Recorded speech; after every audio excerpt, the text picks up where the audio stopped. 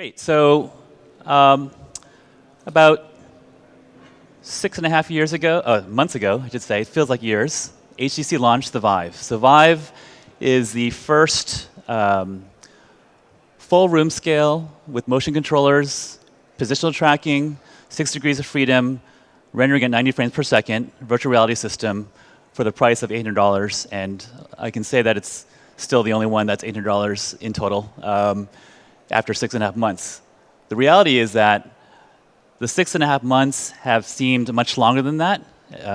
Virtual reality has really kind of taken on the consciousness for many, especially in Silicon Valley, where both Ryan and I are from. But time actually changes quite a bit. So as you can see, this is a moment of delight. Of course, it's a marketing image, but still, it shows kind of what virtual reality is doing. And I think those of you who were here yesterday can see exactly how that's been happening.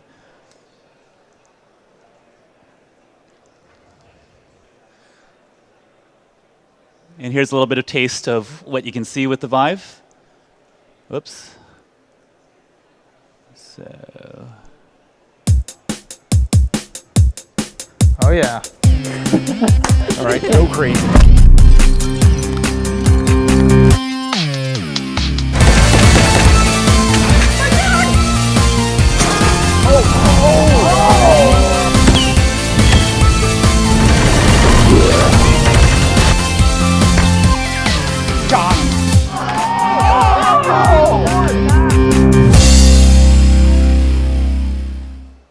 So what you saw from there is the Vive and virtual reality in general is indeed a social experience. It's not something where you're solitary, you're sitting alone at home in a dark corner in your underwear and just only looking at Vive and experiencing things in VR by yourself. It's a very social experience, not only virtually but physically.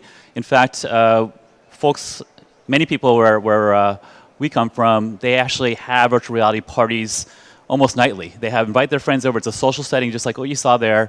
They're going through it. Everyone tries it. I'm glad Brett brought that up. 10% is a very small number still. And so I think there's a lot of propensity here to really expand and blow that out.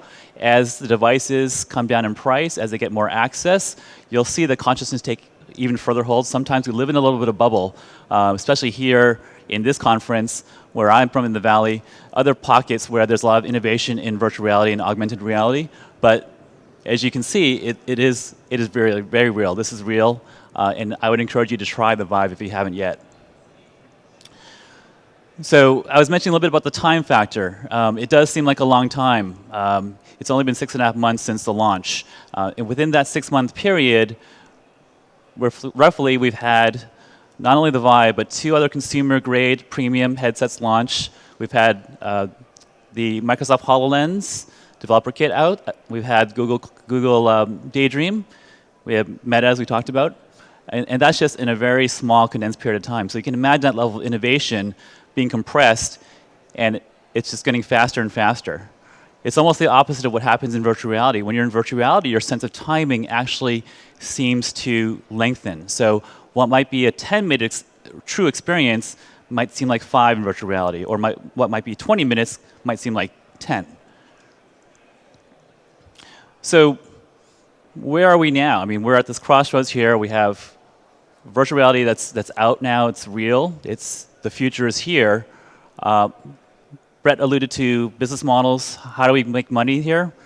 The answer, right? It's kind of the same old thing. Anytime you have a new platform, a new channels of distribution, it's content.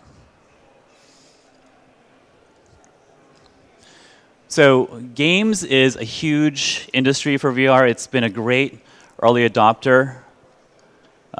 Our company, HTC, we partner with Valve, and Steam has over 180 million users around the world, online gamers who are very avid about their community. And they've really kind of taken the bull by the horns, if you will, and gaming has been a great adopter for virtual reality. In fact, in less than 6 months, we've already had 2 companies that have been making over $1 million generating content just from scratch to making $1 million in sales. And that number is going to be growing in the next 6 months as well. I think it'll be at least triple that number, if not quadruple, in the next 6 months. Now, content beyond gaming, that's where I think where the true opportunity is, not only from a consumer basis, but also from a business-to-business enterprise basis. I think we talked a little bit about that in the last presentation. But what I would encourage you to think about when you are developing for virtual reality is think about the full presence. Think about when you're developing content, it should be something where you're able to walk around, right? The level of immersion is that much greater when you can actually have the freedom to move, touch, explore. You should also obviously think about the social component of it. Social engagement is key to any device out there right now. So the more content that you create that's social, I mean, you're just going to have people coming back and back because there's a reason to come back. Inherently, it's all about the person. It's all about the connections and the relationships. One of the actually big titles right now is Pool Nation VR.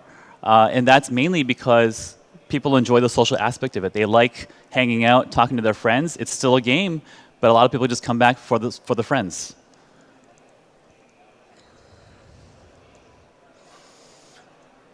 And of course, for the Disneys out there, if you're Sony, if you're Fox, Paramount, BBC, bring your IP into VR. And a lot of the companies are doing that. One of the great titles right now, it's a free demo from Disney, it's from ILM X Lab, is basically Trials of Tatooine, where you are able to wield a lightsaber and fend off a little bit of an attack from the Imperial forces here. So we talked a little bit or covered some of this in the past, but certainly you're already seeing virtual reality being used quite extensively in engineering and design. Video live streaming, I know that's kind of been the very early use case for virtual reality.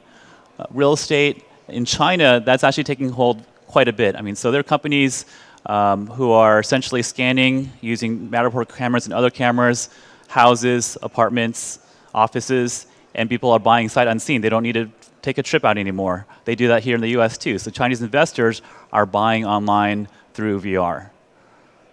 And of course, education. So education is going to be very transformative. The way that you engage, the way that you interact, the way that you learn, all our traditional paradigms will be that much different. So think about one-to-many right now, right? And you have the massively multiplayer online courses. The biggest problem there is engagement. You don't have that sense of presence. You don't have that level of interaction with either your fellow students or your teachers. You can do this real time in virtual reality. There are companies that are doing that right now. And it's going to be, a lot of schools are trying that. In the US, their schools are piloting virtual reality beyond just the cardboards and kind of the expeditions trips. They're actually trying to see how they can integrate the tech into the classroom to make it much more immersive. And from the standpoint of actually learning and retaining information, Dale's Cone of Learning talks about how we recall roughly 10% of what we hear, 20% of what we see, 80% of what we actually do. So again, the power of how VR and AR will impact education, that's, I think, where kind of one of the key areas of transformation that will really take hold in the next decade. Healthcare is a huge issue. So it's the #2 budget item in the US budget. You can see the numbers here. It's pretty astounding how much is devoted towards things such as weight loss, stroke, PTSD, addiction. Pain is affecting roughly between 30 and 40% of not just Americans, but also Western Europeans. So in the UK, I think it's around that number as well. And many people live with different kinds of pain, acute pain, chronic pain. There's been research done over the past 30 years that have actually validated the fact that when you're in an experience, you do experience reduced pain. And that, I think, if you think about quality of life and really improving our lives, that's what actually the power of VR has to do. Not only that, but in the US at least, again, I'm not as familiar with Europe here, but the chronic pain epidemic has manifested itself in the form of opioids. So opioid addiction is a huge problem all across the country as a result of the pain issues that people experience. And so we have a chance, again, to affect people's lives, save costs, reduce addiction, and all the things that come with it. So one way that we talk about, I think, was brought up some issues around business models. Content actually right now it's the time to actually make money. Right now, there's about 600 apps in Steam in 6 months. I mentioned the two companies that had generated revenue of over $1 million, at least publicly, that they've talked about. And we know this is taking hold. So I think not only content, but our friends over in the other half of the conference room here would argue that apps and applications in enterprise would also generate revenue, and they do.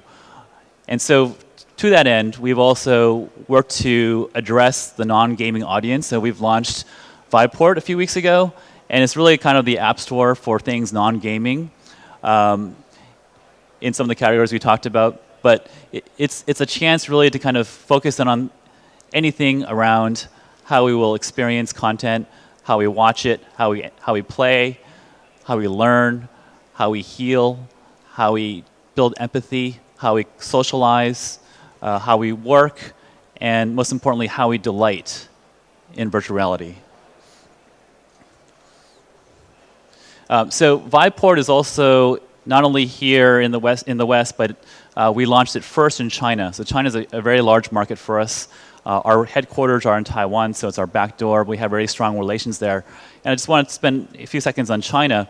The way that people consume virtual reality in China is very different, both at the home level, but also really more on the location-based basis. So there are thousands of internet cafes. Those are rapidly turning into VR arcades, VR cafes and VR arcades. There's a lot of retail shopping malls that are now bringing VR as a location-based attraction to their sites.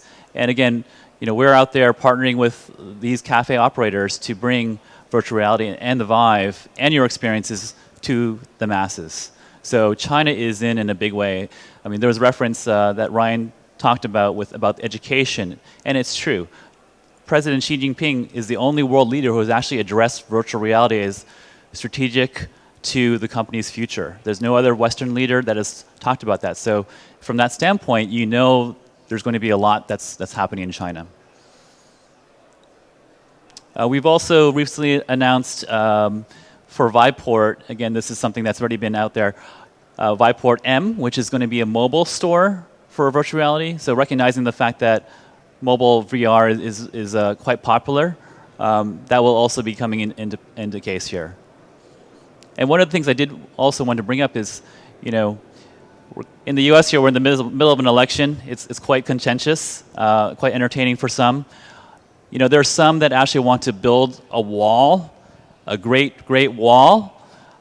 So we don't want that. We want to tear down those walls. We want to make sure this VR ecosystem is open for all. So we encourage all kinds of VR. It doesn't just have to be the Vive, right? We believe the Vive is kind of the best solution right now, but we believe in virtual reality as a whole. If we don't collaborate, if we don't share, if we don't work together, with our AR partners, this will all kind of implode a little bit, and it really won't benefit anyone. At this stage of the game, it's so early, we should all be getting along. And so we've also put our money where our mouth is. So we also have an accelerator program that we launched a few months ago. The first batch is coming due in about a month or so, and we're accepting applications. It's called ViveX. We have 4 locations, 1 in San Francisco and 3 in Asia. But it's an accelerator program that's 4 months long, designed to bring startups to reality, really enable them to succeed in VR and AR, and kind of we bring to bear as much as we can to help those companies succeed. So if you are a startup out there, or you have a great idea, or you have great content, or you're thinking about tools, tech, it doesn't have to be content, definitely check out ViveX, and you can apply. And the last thing is the Virtual Reality Venture Capital Alliance. So this is something that also was founded a few months ago. We partnered with over 30 different VCs in the Bay Area mostly, but also in China. And it's over $13 billion of deployable capital. So if you go to vrvca.com, you can actually, again, see the parties that are participating. Every other month we're meeting. Next month we'll be meeting in San Francisco. Last month we were in Beijing. It's going back and forth. Right now it's focused in those 2 kind of regions in terms of meetings, but that's where essentially, if you are looking to raise funds, the VRVCA is a great source of that. So I just wanted to kind of wrap up, and again, if you haven't tried the Vive, Folks like Zero Light and others are out there. They do have it out. I would encourage you highly to experience it for yourself, because that really is true presence virtual reality. Not that other things aren't just yet, but I would really encourage you to try it. You can really understand it once you try it.